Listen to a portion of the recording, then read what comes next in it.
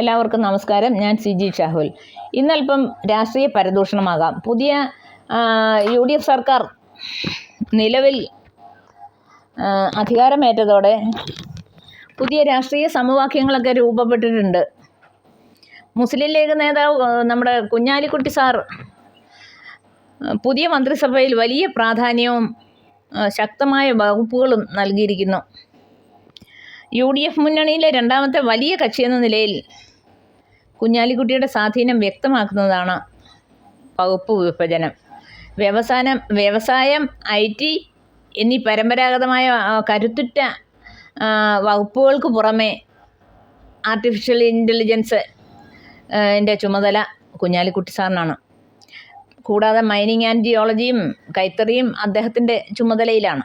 ഔദ്യോഗികമായി ഉപമുഖ്യമന്ത്രി എന്ന പദവി നിലവിലില്ലെങ്കിലും മന്ത്രിസഭയിലെ സീനിയോരിറ്റിയും കൈകാര്യം ചെയ്യുന്ന വകുപ്പുകളുടെ പ്രാധാന്യവും കണക്കിലെടുത്ത് ഭരണത്തിൽ സതീശൻ സാറിന് തൊട്ടു പിന്നിൽ കുഞ്ഞാലിക്കുട്ടി സാറും നിലയുറപ്പിച്ചിട്ടുണ്ട്.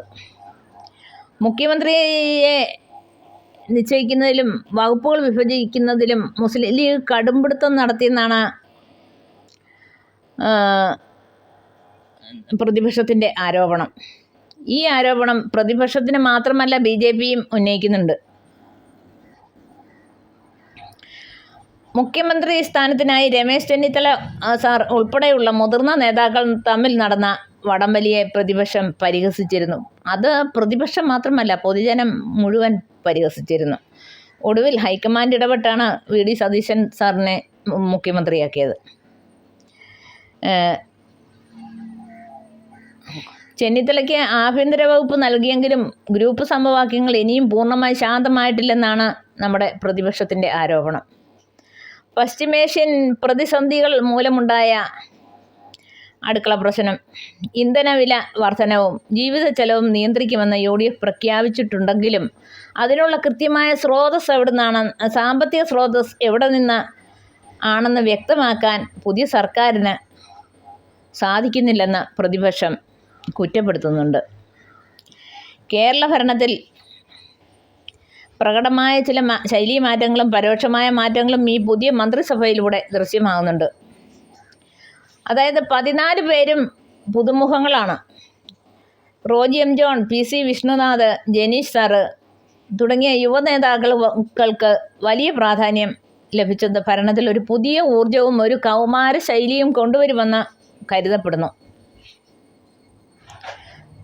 മുൻ സർക്കാരിൻ്റെ കാലത്തുണ്ടായ വിവാദങ്ങളിൽ നിന്നും ബന്ധുജന ആരോപണങ്ങളിൽ നിന്നും മാറി നിൽക്കാൻ തുടക്കത്തിലെ സുതാര്യത ഉറപ്പാക്കാനുള്ള ശ്രമങ്ങൾ സതീശൻ സാറിൻ്റെ നേതൃത്വത്തിൽ നടക്കുന്നുണ്ട്. പ്രതിപക്ഷ നേതാവായിരുന്ന പിണറായി വിജയൻ സാറുമായി മുഖ്യമന്ത്രി സതീശൻ നേരിട്ട് ചെന്ന് സൗഹൃദ കൂടിക്കാഴ്ച നടത്തിയത് രാഷ്ട്രീയമായ കടുപ്പങ്ങൾ കുറയ്ക്കാനുള്ള ഒരു പരോക്ഷ സൂചനയായിട്ടാണ് വിലയിരുത്തപ്പെടുന്നത്. ചുരുക്കത്തിൽ കോൺഗ്രസിലെ ആഭ്യന്തര സമവായങ്ങളും മുസ്ലിം ലീഗിൻ്റെ ശക്തമായ സാന്നിധ്യവും ചേർന്ന ഒരു പുതിയ സതീശൻ ശൈലിക്കാണ് കേരളം ഇപ്പോൾ സാക്ഷ്യം വഹിച്ചുകൊണ്ടിരിക്കുന്നത്. ആഭ്യന്തര വകുപ്പ് കൈകാര്യം ചെയ്യുന്ന മന്ത്രി പോലീസ് സ്റ്റേഷനുകളുടെ പ്രവർത്തനങ്ങളിൽ പ്രാദേശിക രാഷ്ട്രീയ ഇടപെടലുകൾ പൂർണ്ണമായും ഒഴിവാക്കണമെന്ന കർശന നിർദ്ദേശം DGPക്ക് നൽകിയിട്ടുണ്ട്. അത് നമ്മൾ പരമ്പരാഗതമായി പിന്തുടർന്നു വന്ന ഒരു മഹിമയാണ്.